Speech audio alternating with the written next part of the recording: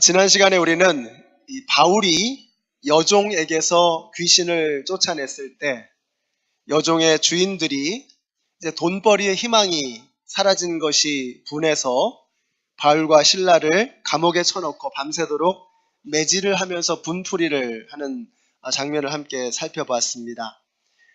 바울의 첫 번째 전도 여행에서도 돌에 맞아서 죽을 뻔하더니 이제 두 번째 전도 여행도 크게 다르지 않았습니다.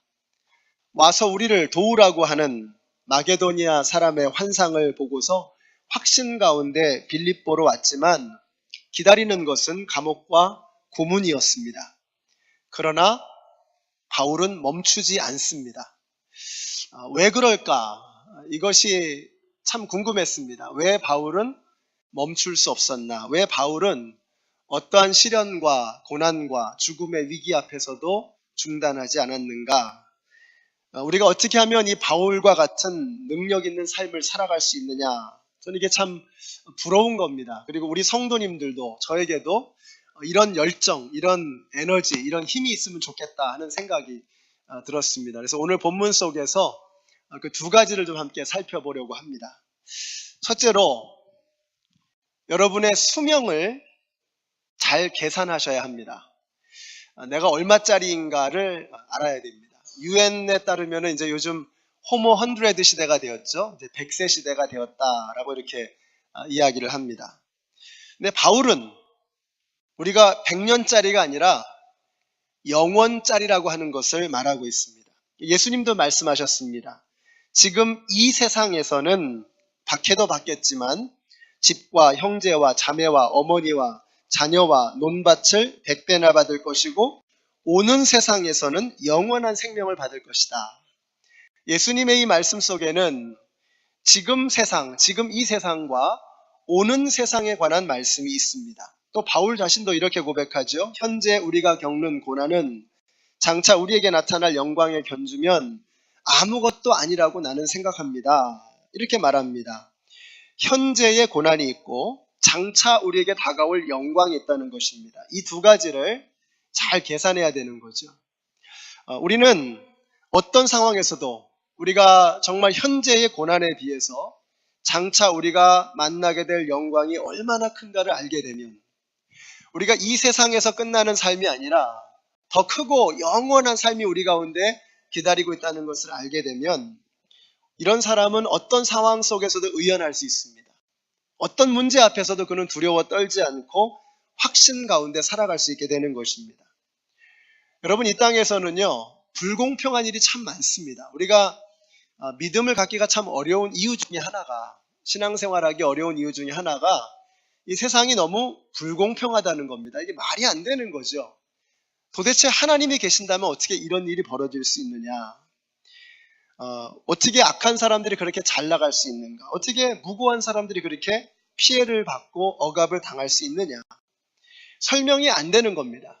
그러나 그것은 우리의 시야가 너무 좁아서 그렇습니다. 우리가 보고 있는 것이 그냥 고작 이 땅에서의 100년, 요거만 생각하고 있으니까 이해가 안 되는 것입니다. 그러나 여러분, 우리는 100년짜리가 아니라 영원히 살아야 할 존재입니다.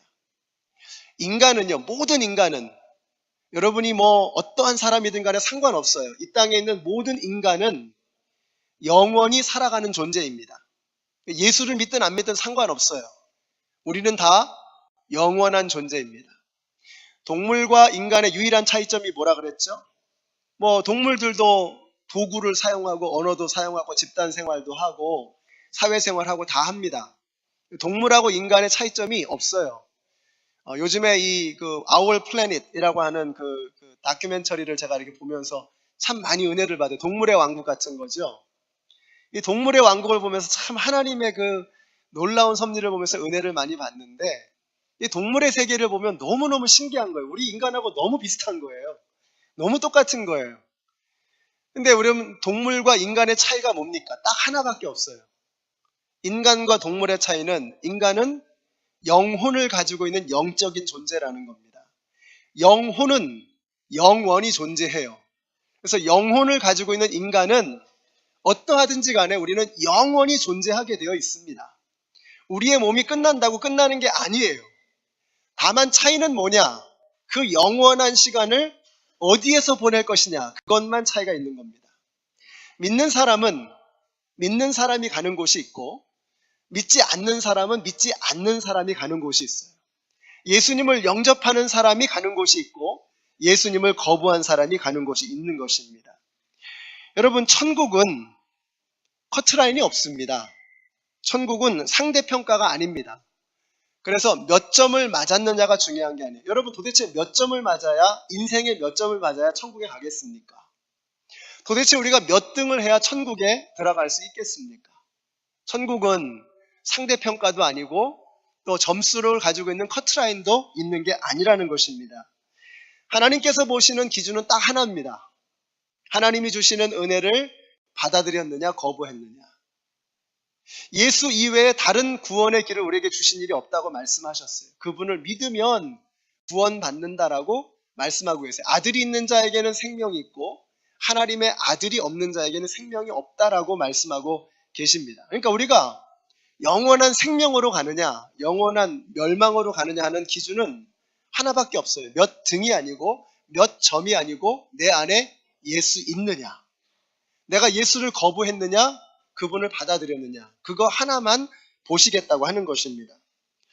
여러분은 100년짜리가 아닙니다. 여러분은 영원한 존재이십니다. 그러므로 이제부터는 우리가 이 땅에서의 100년을 위해서 살아갈 것이 아니라 영원을 바라보며 살아갈 수 있어야 하는 것입니다. 우리가 영원한 존재가 아니라면 바울의 이런 헌신이 설명할 방법이 없어요. 영원이라고 하는 것이 없다면 예수님의 12제자가, 예수님의 제자들이 자신의 삶을 드리는 순교하는 그러한 삶을 설명할 방법이 없어요. 영원이라고 하는 것이 존재하지 않는다면 예수님이 십자가에 달려 죽으실 이유가 없습니다. 영원히 존재하지 않는다면 우리가 여기 모여서 예배드릴 이유가 없어요. 여러분은 100년짜리가 아닙니다.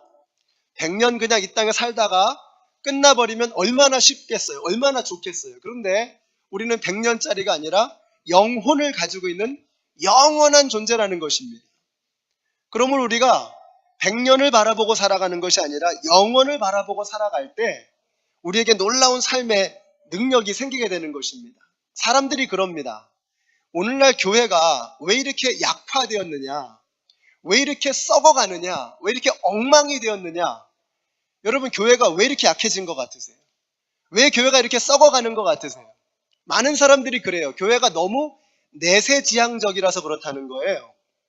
이 땅에서의 삶을 무시하고 너무 그 다음 세상만 바라보기 때문에 그렇게 됐다는 거예요. 저는 정반대라고 생각합니다. 우리가 너무 현실지향적이기 때문에 이 땅에서의 삶이 다라고 생각하기 때문에 우리가 지금 약해져 가고 있는 거예요. 두려움이 너무 많은 거예요. 여러분, 이 땅에서 삶이 끝이 아닙니다.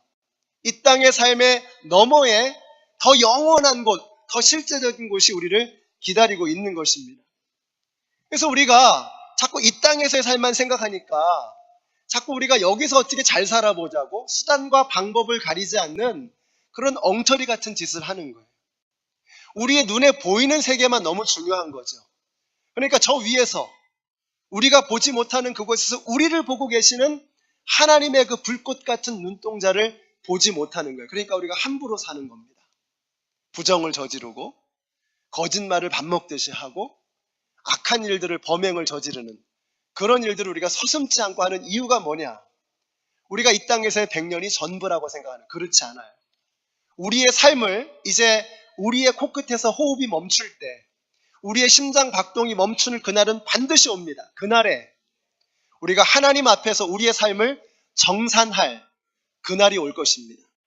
우리의 모든 것들을 따져볼 그날이 온다는 거예요. 그것을 아는 사람은 두려워서 함부로 살 수 없는 것입니다.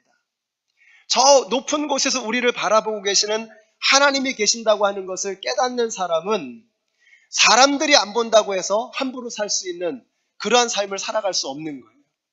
우리 연합장로교회 성도님들이 100년짜리가 아니라 우리는 영원한 존재라고 하는 이 분명한 사실을 잊지 않으시는 저와 여러분이 되시기를 바랍니다. 그래서 25절에 보세요. 25절에 이렇게 말씀해요. 한밤쯤 되어서 바울과 신라가 기도하면서 하나님을 찬양하는 노래를 부르고 있었다. 왜 한밤중일까? 여러분 생각해 보셨어요? 왜 한밤중에 바울과 신라가 찬양하며 기도하기 시작했을까? 한번 상상력을 발휘해 보세요. 왜 한밤중일까? 여러분, 바울과 신라가요, 밤새도록 두들겨 맞고 기절한 겁니다. 그러다가 한밤중에 드디어 정신을 차리고 의식을 되찾은 거예요.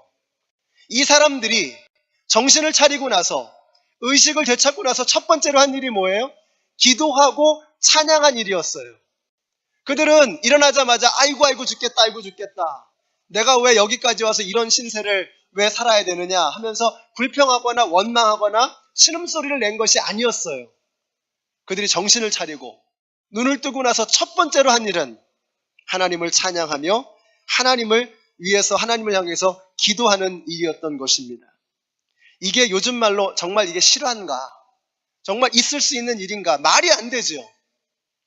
근데 실제로 로마 시대 때 수많은 순교자들을 보면은요, 그들은 사자밥이 되어 죽어가면서도 그 전날에 하나님 앞에 감사의 눈물의 기도를 드리는 거예요. 하나님, 제가 도대체 뭔데 저 같은 사람을 이렇게 하나님의 영광의 제물로 사용하시나이까?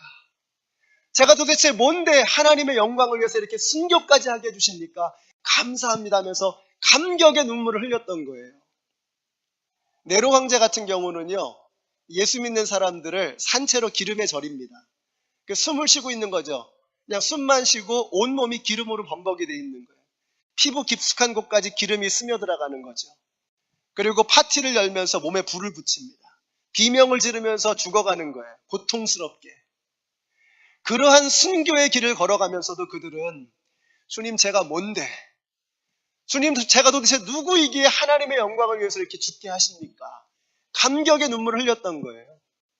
오늘날에도 마찬가지입니다. 우리야 이렇게 편안하게 좋은 환경 속에서 예배를 드리지만요, 지금도 북한에서나 사우디아라비아에서나 예수 믿는다고 핍박을 받는, 목숨을 걸고 예수 믿어야 하는 그런 사람들은 지금도 죽음을 두려워하지 않는 거예요. 이유가 무엇입니까? 이유는 하나밖에 없어요. 우리의 생명이 100년짜리가 아니라 100년 너머의 영원한 생명이 우리에게 있다라고 하는 것을 그들은 확신하고 있는 거예요. 죽음이 두렵지 않은 거예요. 일제시대 때 최건능 목사님이라고 계십니다. 아주 유명한 일화죠. 이분이 이제 일제 순사한테 붙잡혀가지고 온갖 고초를 당하시는 거예요. 근데 일본 순사가 한 대 팍 때리면 신음소리를 내는 게 아니라 예수. 한 대 팍 때리면 아이고 나 죽겠네가 아니라 천당. 한 대 때리면 예수, 또 한 대 때리면 천당. 예수 천당만 계속 외치는 겁니다. 여러분이 고문이라는 게, 고문을 가하면 괴로워해줘야 신바람이 나서 계속 고문하는 거예요. 근데 예수 천당을 외치니까 이게 기운이 빠지는 거죠. 일본 순사가 물어보는 거예요. 도대체 당신은 도대체 뭐길래 왜 때릴 때마다 예수 천당만 외치는 거요? 그랬더니 최건능 목사님이 이렇게 말씀하시는 거예요. 내 안에는 예수가 충만해서 나를 건드리면 나한테서 예수가 튀어나와. 이분 안에 예수가 충만하니까, 영원한 생명의 능력이 충만하니까 막 건드리면 예수가 나오고 천당이 나오는 겁니다. 100년짜리가 아닌 거예요. 우리는 100년 살고 끝나는 것이 아니라 100년 너머의 영원한 생명을 살아가는 영원한 존재인 것을 잊지 않으시는 저와 여러분이 되시기를 예수님의 이름으로 축원합니다. 바울과 신라가 어떻게 그 와중에서도 정신 차리고 나서 첫 번째로 한 것이 기도이고 찬양일 수 있었는가? 말이 안 되잖아요. 이유가 뭐냐? 하나밖에 없어요.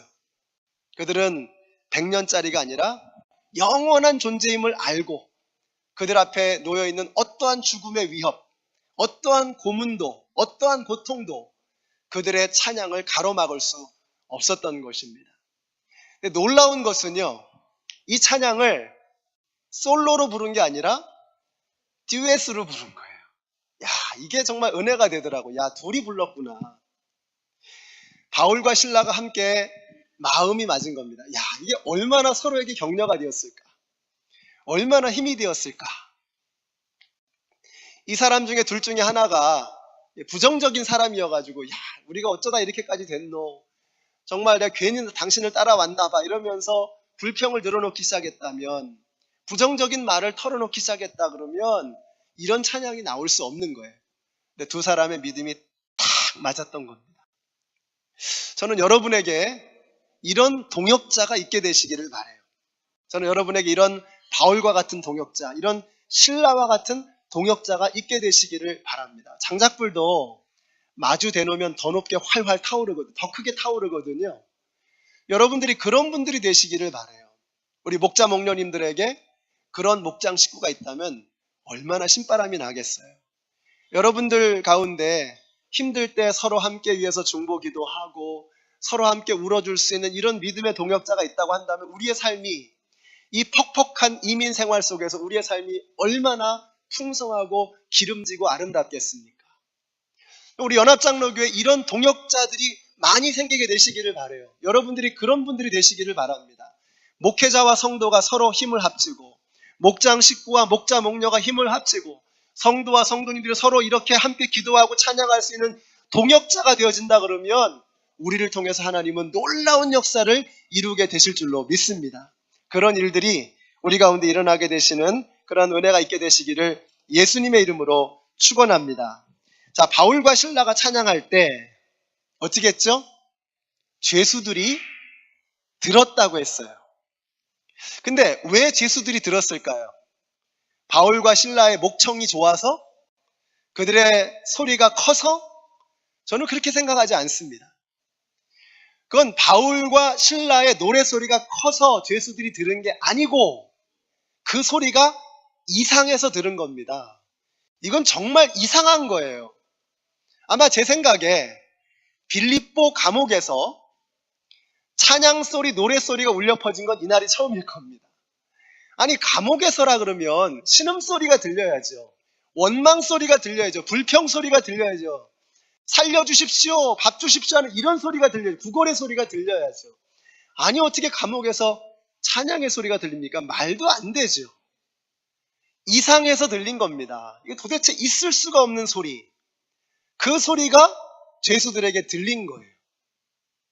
여러분, 우리 하나님을 믿는 사람들, 하나님의 자녀들, 하나님의 사람들은요, 철창 속에서 더욱더 빛나는 것입니다. 빛이 어둠 속에서 더욱더 환하게 그 밝음을 드러내는 것처럼 우리가 위기를 만날 때, 우리가 감옥에 갇혔을 때, 모든 것이 우리를 얽매고 옥죄고 우리를 짓누르고 같은 그런 스트레스가 많은 그런 상황 속에서 우리가 그리스도인 됨은, 우리가 하나님의 자녀 됨은 그때 비로소 환하게 드러나는 거예요. 그러니까 여러분이 지금 만약에 위기 상황 속에 있다. 나 정말 죽을 것 같다. 세상에 누가 봐도 이건 끝이야. 소망이 없어. 여러분이 그런 상황 속에 있다면 그것을 기회로 여기십시오. 여러분이 정말로 그리스도 안에서 빛을 발할 수 있는 절호의 기회인 것을 믿으시기 바랍니다. 하나님의 자녀는 어둠 속에서 더욱더 빛을 발하는 것입니다. 철창 속에서 그 진가를 더욱더 밝히 드러내는 것입니다. 우리가 사방이 둘러막혀 있습니다. 그러나 하나님께서 하늘 위를 열어두셨어요. 이유가 뭐죠? 하나님을 바라보며 부르짖으라는 것입니다. 찬양하고 기도하라는 것입니다. 여러분의 문제가 산더미처럼 사방을 둘러막고 있을 때, 야, 이젠 진퇴양난이다, 사면초가다, 더 이상 희망이 없다, 소망이 없다, 난 죽을 것 같다 할 때 고개를 들어서, 눈을 들어서 하늘을 바라볼 수 있는 저와 여러분이 되시기를 예수님의 이름으로 축원합니다. 자, 그래서 우리가 죄수들이 들었다는 거예요. 시편 61편에 보면 이런 말씀이 나와요. 같이 한번 읽어보실까요? 시작. 슬퍼하는 사람들에게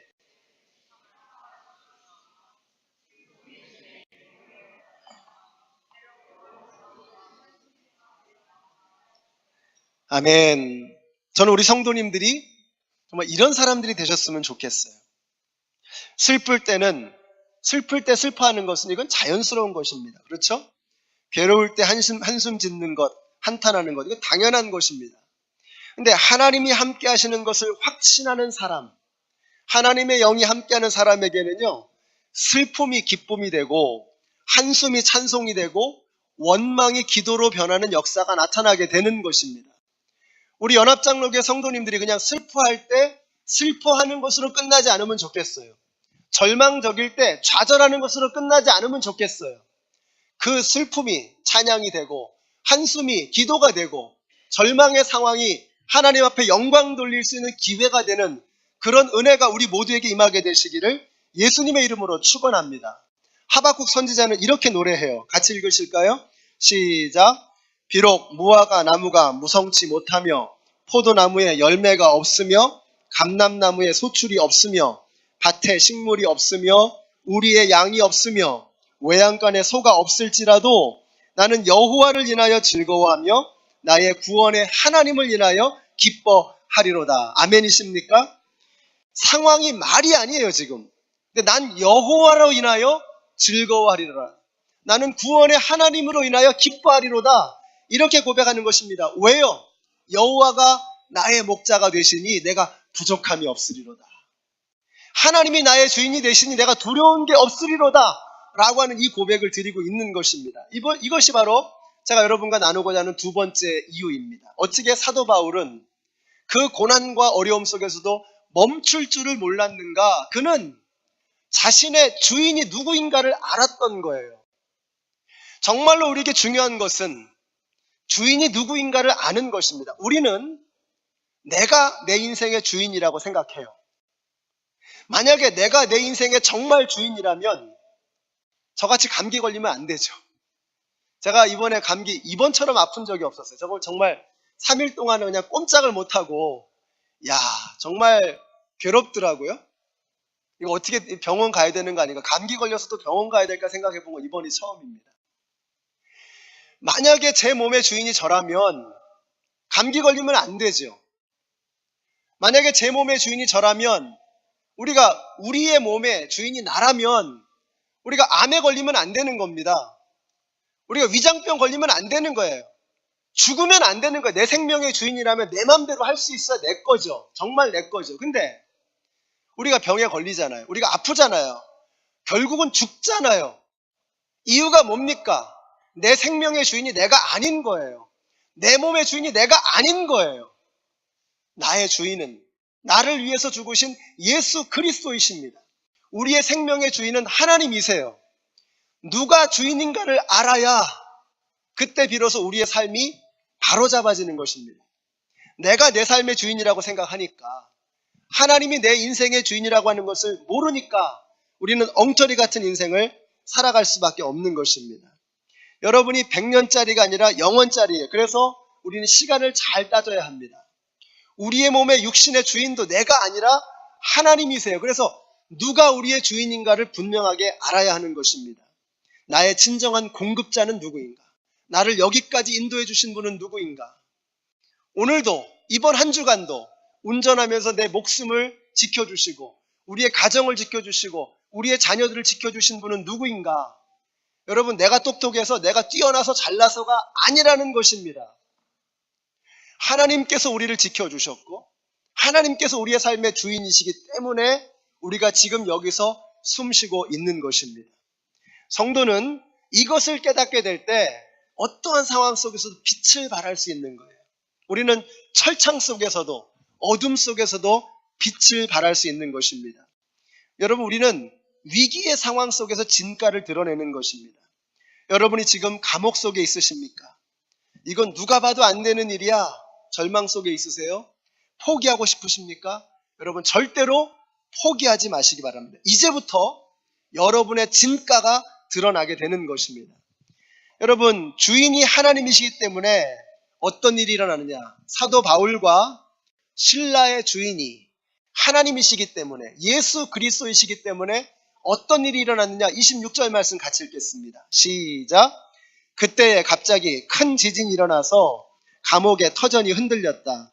그리고 곧 문이 모두 열리고 모든 죄수의 수갑이며 착고가 풀렸다. 하나님의 사람들이 찬양하고 기도할 때에 하나님은 땅을 흔들어서 응답하셨습니다. 하나님의 백성들이 매여 있을 때 하나님은 옥문을 여시고 착고를 풀어서 역사하시는 것을 믿으시기 바랍니다. 근데 우리의 질문은 이겁니다. 아니, 바울과 실라에게 그런 일이 일어났다는 거 알겠어요. 근데 과연 우리에게도 그런 일이 일어날 수 있느냐? 2000년 전에 그런 믿지 못할 일이 일어났다는 거 봐서 알겠어요. 근데 오늘날 이 시대에도 나에게 그런 일이 일어나겠는가 하는 것입니다. Why not? 우리가 여전히 하나님의 자녀라면, 우리가 여전히 하나님의 자녀라고 한다면, 백성이라고 한다 그러면 왜 오늘날 이 시대에 우리에게도 이런 일이 일어나지 않겠습니까? 저는 저와 여러분에게 이런 믿음이 있게 되시기를 바라요. 우리가 하나님의 사람이라면, 하나님이 우리의 생명의 주인이시라면, 하나님은 우리가 감옥에 갇혀 있을 때, 우리가 착고에 매여 있을 때 우리를 그냥 놔두지 않으실 것입니다. 여러분, 마가복음 끝에 보시면 이런 말씀이 나와요. 뱀을 집어도 해하지 않으며 독을 마셔도 죽지 않고 병든 자에게 손을 얹으면 낫게 되리라 라고 하는 이런 역사의 놀라운 일들이 우리 하나님의 백성들에게 일어난다고 했어요. 근데 이 사람들이 도대체 어떤 사람들이냐? 만민에게 가서 복음을 전하는 사람들에게 이런 역사가 나타난다고 하시는 거예요. 한번 생각해 보세요. 사도 바울이 만약에 감옥문을 나가면 자기 욕망을 채우기 위해서, 자기 욕심을 채우기 위해서, 자기 혼자 잘 먹고 잘 살기 위해서 살아가려고 하는 그런 사람이라고 한다 그러면, 아니, 하나님께서 왜 옥문을 여시고 어떻게 왜 착고를 푸셔서 그를 풀어주셨을까요? 이유가 없는 거예요. 그렇게 하실 이유가 없는 거예요. 하나님께서 왜 바울과 실라에게 그런 역사를 이루셨느냐? 그들에게는 여전히 하나님께서 맡겨주신 사명이 남아있는 것입니다. 왜 하나님께서 당신의 제자들에게 뱀을 집어도 해함이 없고 독을 마셔도 죽지 않고 병든 자에게 손을 얹으면 낫는 그런 능력을 허락해 주셨는가? 그들에게 만민에게 가서 복음을 전해야 하는 사명이 남아있었기 때문인 것입니다. 사명자는 죽지 않아요. 하나님께서 우리에게 일을 맡겨주셨다면 그 일을 이루실 때까지 우리를 지키시고 보호하시는 것을 믿으시기 바랍니다. 여러분, 예수님께서 예루살렘에 입성하실 때 뭘 타고 가셨죠? 나귀를 타고 가셨어요. 근데 예수님한테 나귀가 없었잖아요. 그 나귀를 어디서 구해와야 되는데 저기 베세다 마을 건너편에 가면 나귀가 한 마리 매어 있을 것이다. 그 나귀가 매어 있는 것을 풀어서 가져오너라, 이렇게 말씀하셨어요. 그럼 이제 질문이 생길 거 아니에요. 아니, 그러면 그 나귀 주인이 왜 가져가냐고 물어보면 뭐라고 할까요? 예수님 말씀하시는 것이 주께서 쓰시겠다 하라.